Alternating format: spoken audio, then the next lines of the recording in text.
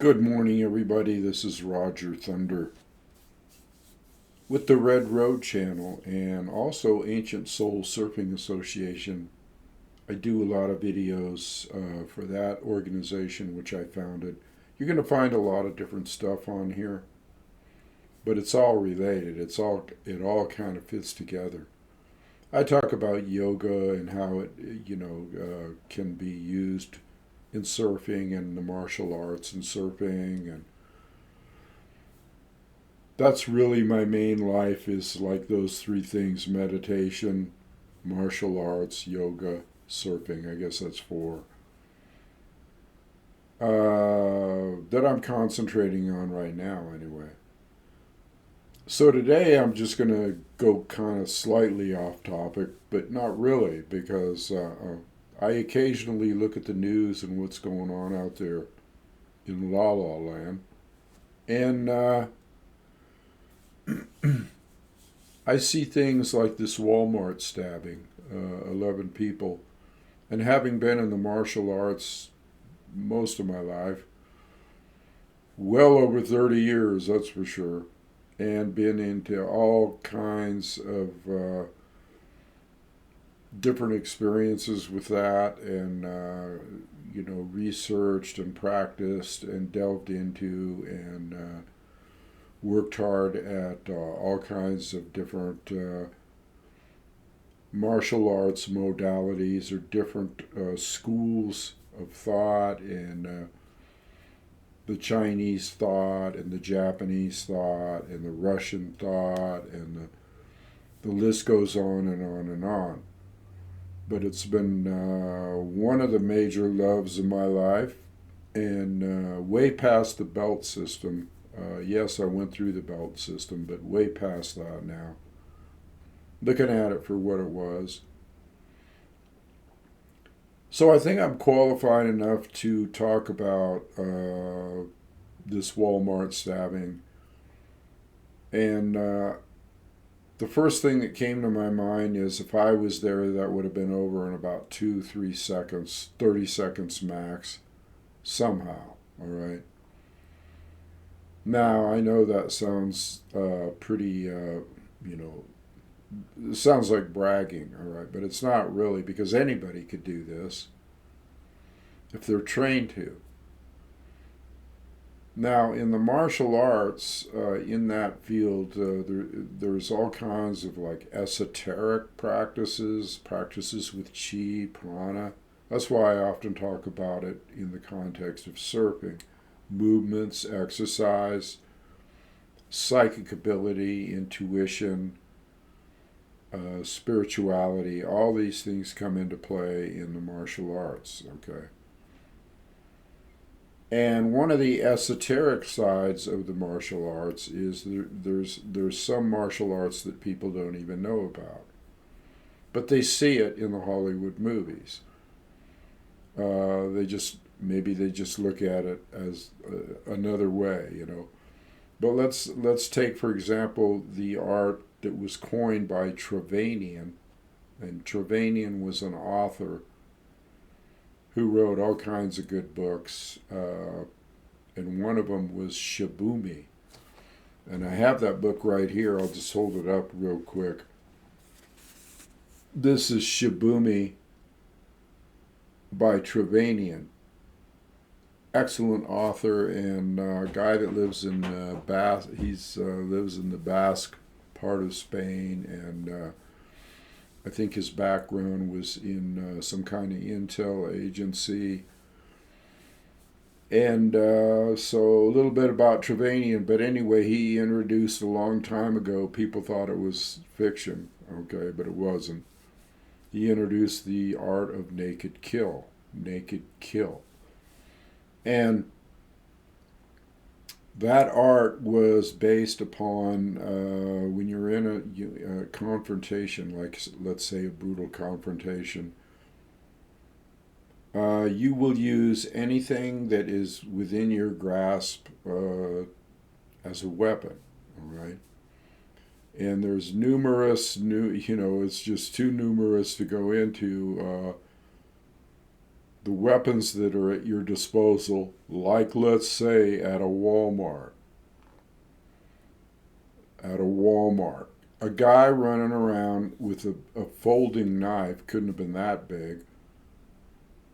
It's not like he had a machete or something. He's got a folding knife and it's in his hand and he's running around stabbing people, And knives are lethal, when you practice martial arts, and like I said, I did so for many years.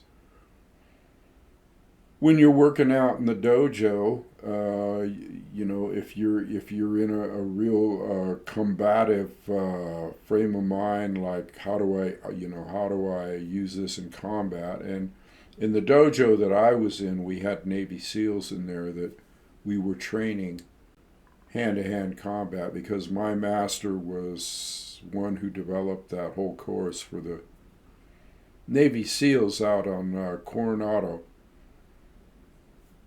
And we would often use fake knives, okay, when you get into a plastic knife that's bendable. In our workout situation, we would use like a plastic knife or something. But it didn't matter because something happens in your mind when you're confronting a knife. It's almost worse than the fear than confronting a firearm. And we're trained, you are trained to go in and take a firearm or take a knife right out of the person's hand, move in very quickly, catch them off guard, use footwork and swirling motions and blocks and all kinds of different grasps, bone locks, elbows, anything. You just move right in and take it away. Most people that are going to go on a tirade like this don't have any idea of, and even the cops aren't trained in this. But I digress. Getting back to the art of naked kill is using, like, let's say, I don't know if you've ever seen The Bourne Identity. I think it was in the first one, The Bourne Identity, where he gets into a fight with a guy in an apartment complex in France with his girlfriend is there.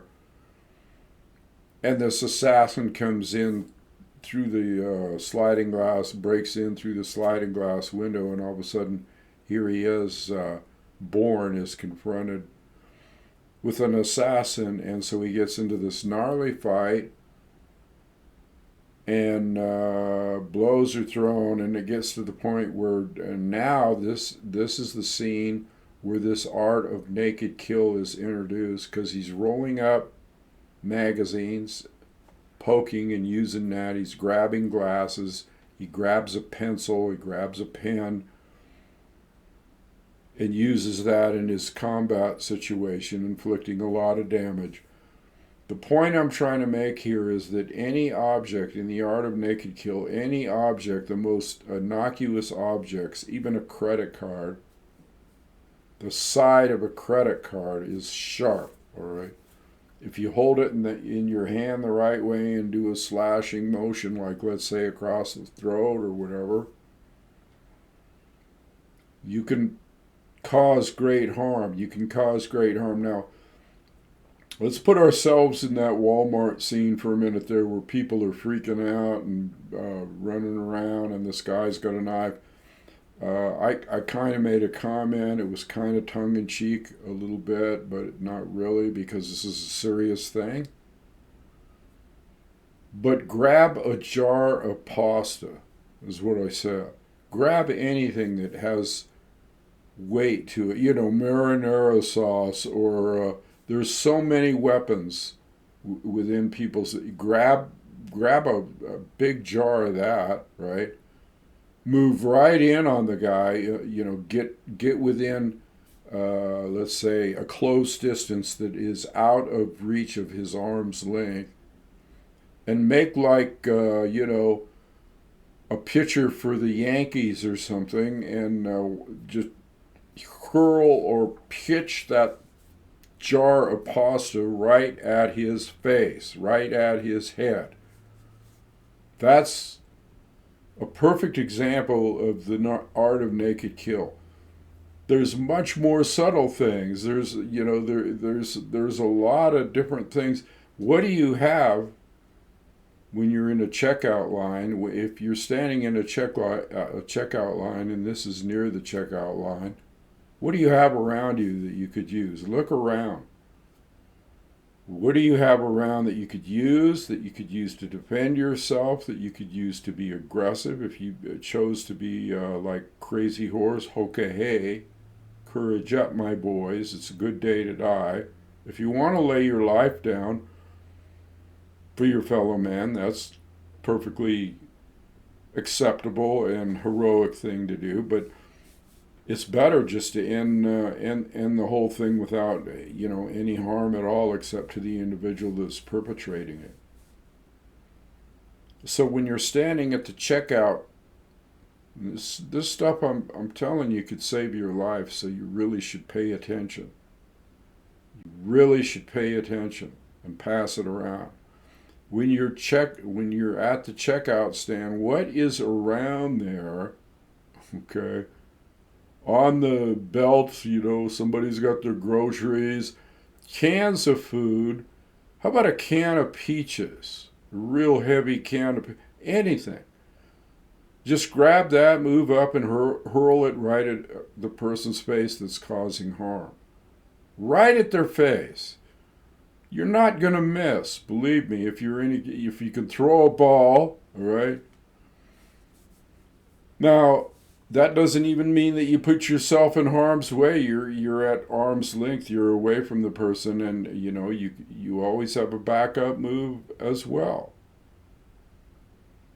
But again, the things that are available on this with the cashier, don't they have scissors at Walmart where they cut things off? They have a little drawer, and they cut scissors. Hello? Or even hanging on the shelf in the store, for God's sake. Yeah, I know you can't go around and hunt for scissors in the store. I'm just making the point that there's all kinds of things. Let's say you have a pole, okay? You have a pole with clothes hanging on it, one of those thin poles with things coming out and clothes maybe hanging. Take that and just rip it off. You got something to keep a person at distance. To keep them at distance, any kind of pole, a broom might be laying around, or anything. You can keep them at distance while you're hurling the can. You use whatever is available to you in the form of a weapon. Even a good martial artist knows, of course, that his own hands, and fists and fingers and elbows and head and shoulders and knees and everything else is a weapon. But having said that, you don't just focus on this. This is the kind of thing that everyday people that don't train in the martial arts need to know. They need to know how to defend themselves, and also they need a little courage, okay? Instead of running away in sheer panic. And it is said that six of these people that got stabbed were men. And I guess 5 were women. And so where's your courage? Where's your warriorship? Do you run away? And yes, it's good to that's the first precept really of the martial arts. Is if you see trouble, if you see a bad vibe, if you see any kind of situation that could erupt into a violent situation or confrontational situation, the first thing you do is want to try to just evade it. Because if you could take care of it, if you can end it, that's good. But you can end it. You don't have to prove it. It's not like a big macho thing. So I'm not talking about proving that you're macho. I'm saying that when you're in a situation that arises where maybe children and women and anybody for that matter, are in harm's way, in immediate harm's way, you don't just try to get out the back door. Not me, anyway. My first thought is I'm close enough to this. The adrenaline would be, and the chi would just be pumping through me, but it would have to be done under control. But don't lose it when something like this happens. Don't panic, okay, and trample all over each other. You know, have a calm, courageous, focused mind looking at the situation for what it is, and think about how you might be able to end it. Now, it did get ended with a guy with a firearm outside in the parking lot, which I applaud that person. He was an ex-Marine, obviously knew how to use a firearm, and I'm all for, every citizen being able to, if there were firearms and people were trained in them, you wouldn't have this stuff going on. Because these perpetrators would be history, and everybody would just be pulling out their concealed, authorized concealed permit. And authorization shouldn't be that hard. It's a constitutional right. But anyway, it ended with the guy pulling a gun, a vet, okay, ex-Marine, obviously knows his business. Got the guy, cornered the guy and said, "Drop it or die." Basically, drop, And the guy, I don't know what the outcome was. I think the guy surrendered. But the guy that pulled the gun will probably get in trouble in this society because we're so anti-gun. He'll probably get in trouble, probably get arrested, probably at least get the third degree. Where'd you get, do you have a permit to fire, carry the gun, blah, blah, on and on and on. Concealed weapon, that type of thing. Instead of looking at the guy that was perpetrating the perp, okay, they're going to focus on these half-wit nut job gun liberal, whatever, anti-gun liberals. But that's a whole nother story. What I'm talking about right now is an immediate way. If you can't, if you're a woman or a child or whatever, you just feel like you want to get out of the situation. That's cool. That's totally cool. What I'm talking about is the warrior mindset that sees this kind of stuff and wants to go in and kick ass and take names, and immediately gets upset about anybody violating anybody's space on any level. So that is one way. I highly suggest that people do get firearms training, that people do get permits or whatever they got to go through. Even if they can't, I recommend it. But barring that, you should at least have some martial arts training. And you should have training in sensitivity as far as situational awareness and being able to spot some kind of troubling situation that's arising. So, yeah, I thought I would just comment on that a bit. And I think you get the drift. Look into this I might do more videos. I used to do more videos on Tai Chi and karate and kung fu and aikido and the whole bushido, the code of bushido, which I've studied this stuff for years. So I might do more videos on that. I'm concentrating mainly on the correlation between yoga, how this can all be used as exercise, a good positive thing, martial arts, yoga, surfing. Combining all of those things, and then also having spiritual reverence. I see this stuff going on. I make videos. Yeah, I'm overdue for this video. I make videos when I want to make them. seems useless anymore on certain levels. As far as world events go, as far as what's going on in the world. But I do want to finish up with this one thing that I think will fit in very nicely here. Now we're talking about violence, right? We're talking about we're in a Walmart store or we have some type of confrontation. Is this the everyday thing? No, it isn't the everyday thing, but it's always a possibility. Let's put it that way. It's always a possibility.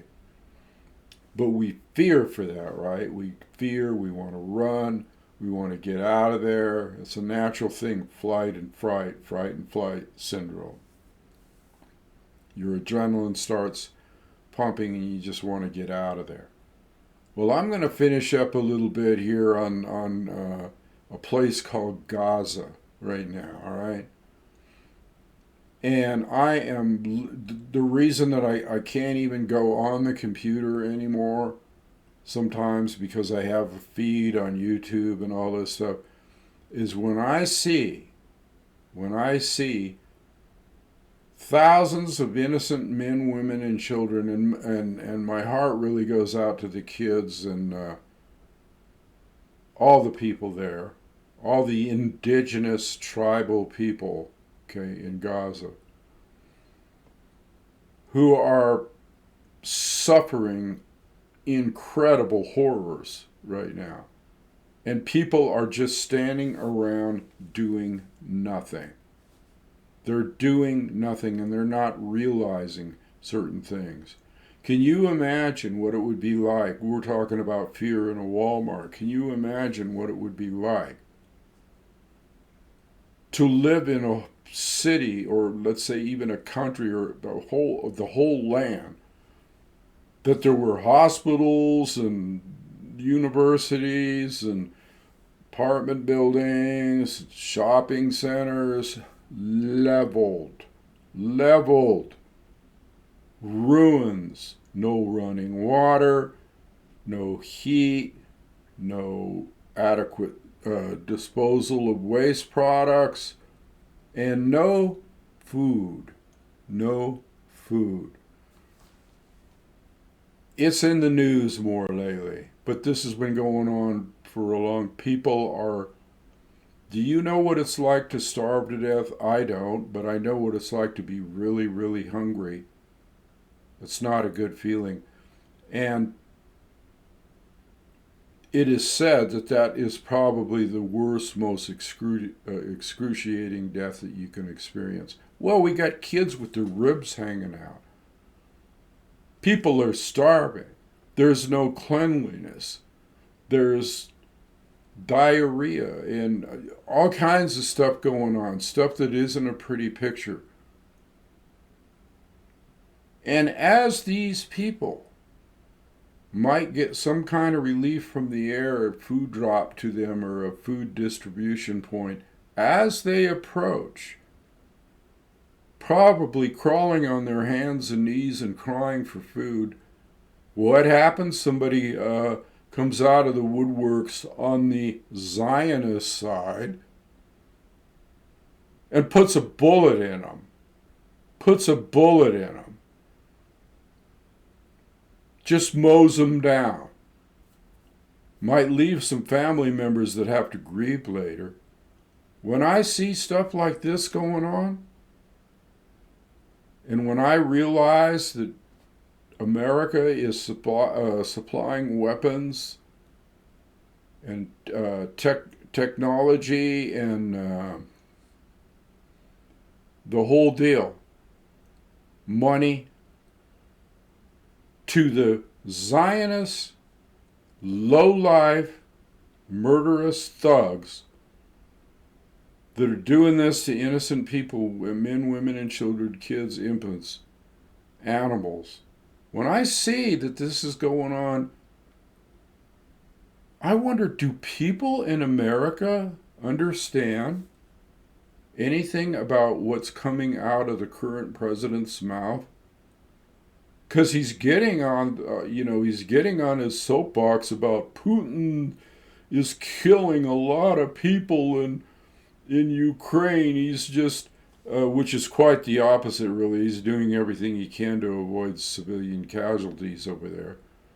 But for these people to say, he's just killing innocent people, really? Who's supplying the weapons that have killed probably close to 1 million people in Gaza now? There were like, let's say, 2.5 million when this whole bogus affair started. And now I think I read somewhere that it's like down to 1.5. Where did 1 million people go? And they keep saying on the news, 20,000, 40,000. No, Don't believe a thing you read on the news. Look at the population of a certain land, what it was and what it is now. That's what you do.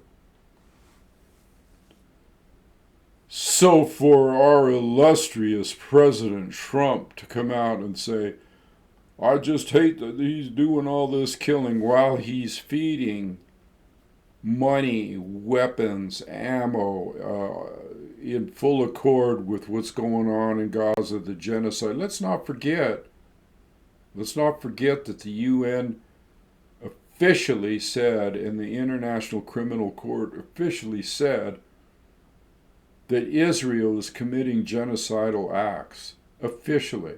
Doesn't matter what they said, according to this guy that is the head over there, BB Brain. Okay. What a thug. What a thug. Killer. Murderer. And anybody that's complicit in any crime in the United States, if there's several people involved in a crime syndicate, or somebody's funneling money so that a crime can be committed, that's called complicity. Complicity. You're as guilty as the party doing it. So that's what we have here. We have complicity with the Zionist thug Bibi. Trump and Bibi. Are they boyfriend and girlfriend or something? I get upset about this because, when I go in, if I'm concerned about humankind, if I'm concerned about just people here at Walmart, and I shouldn't say just people, but people at Walmart or in this country. See, people in this country, that's the problem with people in this country. I'm really going to get on my soapbox today, and you're going to listen. The problem with people in this country today is they have their head up their ass. They're like zombies. What did this all come in with the medical procedure, the big C, the big jab? Did it turn everybody into zombies or something? Uncaring, not having a conscience, not even caring enough to see what's going on in the world and partake on the side of good and pursue that. What is wrong with people? And most of these people are good God-fearing Christians, supposedly. America is good God-fearing Christians for the most part, isn't it? And what happens when stuff like this happens? Where's their belief in the JC, Jesus Christ? What did he say? What did any enlightened master say? Treat others as you would want to be treated, or you have done this to my brothers. If you have done this, some bad thing to my brothers, you have done it to me. Now, I believe in Christ consciousness, but there are words in the Bible, okay? I have a different form of, I have a spirituality, you all know that. But there's words in the Bible that are still enlightening, okay? And one of the, that's one of them. How can people that profess, oh, there's a Freudian slip because that's profane, profess to be Christians and go by, love a fellow man and all this good stuff, and stand there and watch people get killed and buy into innocent slaughter of innocents in the thousands, and not say a thing. And guess what? All the congressmen are Christians too. Evangelicals, born agains, guys like Lindsey Graham, and all these different people profess to be Christians. And who's the biggest haters, the biggest warmongers, the biggest loudest mouth? Unhumble, not meek. Only the meek will inherit the earth, Lindsay. So go by your own teachings then. Go by your own supposed love of the biblical narrative. It's time for people to wake up, because this is kind of like this is a bloodstain on humanity as a whole, in my opinion. Look, you had the Holocaust supposedly, and that was stretched all out of proportion because it included a lot of people. But for the ones that supposedly were the main ones that suffered under this thing, the Jews, the Israelites, the people that suffered, they're doing this to other people, and worse. They're doing this to other people. They're condoning it. What has gone wrong here with your spirituality or your religious belief system? Or your ethical belief system, or how about just morals, or how about just a conscience? So anyway, I just had to cover this topic today because it's easy for me to do a video. I can just pop it off in a second, especially if I don't have to go to slides and videos, and I do that often here, so you might want to come back. I dive into the surfing situation and the history of the indigenous people, and there's a lot of stuff in the archives here that is very entertaining and also very, let's say, enlightening on an intellectual, knowledgeable level about certain things like the history of the indigenous people. And here I am again sticking up for indigenous people, the same thing that went down in America back in the incursion from the Mayflower boys and girls and the Spanish conquistadors committing genocide here. So what's new, But I just feel like I have to say something about this because it just, I'm doing, maybe I'm just doing this video for myself as a cathartic thing, just so I can watch it and go, well, at least maybe one or two people might be saved, their lives might be saved if I give out a little information about how to get out of a bad situation, And I appreciate any comments in the comment section about this. I always like to further enlighten people if they have questions about the martial arts or yoga or anything that I talk about, ancient history, the code of Bushido, the rights of the indigenous people, the going way back to the Mayans and sacrificial, everything is covered here. There isn't anything that I won't talk about. So I have an extensive library, and I've been through probably 3 or 4 libraries in my life as far as research and studying on various topics that I'm interested in. And so I always like to spread that knowledge out there if I can. That's what the red road's all about. It's about truth.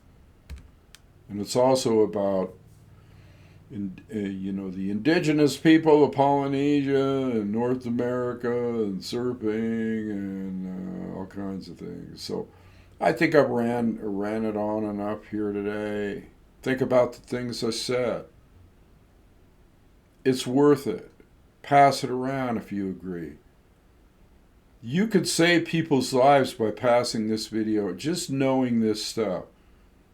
One last thing that I just came to my mind about, defending yourself, is you can also take just a piece of your clothing, like a jacket or a shirt or anything, and wrap it around your forearm. Wrap it all around here like that and hold it out in front of you. Okay? And that would be a protection right there from, let's say, a knife slash or somewhat of a protection, depending. But if you got this out in front of you and you got the can of peaches and pasta or whatever behind you, and you're going to throw a pitch like what's some famous pitcher, thinking of the guy with the Oakland A's right now, back in the day, I can't remember his name. Raleigh Fingers, that's it. Pitch a ball, pitch a can of peaches like Raleigh, with a fastball to the head, okay? Or anything for that matter, and gang up. If you're all doing this, no problem. All right, I'll leave it there. This is Thunder. Thank you for listening. Whoopie la ho.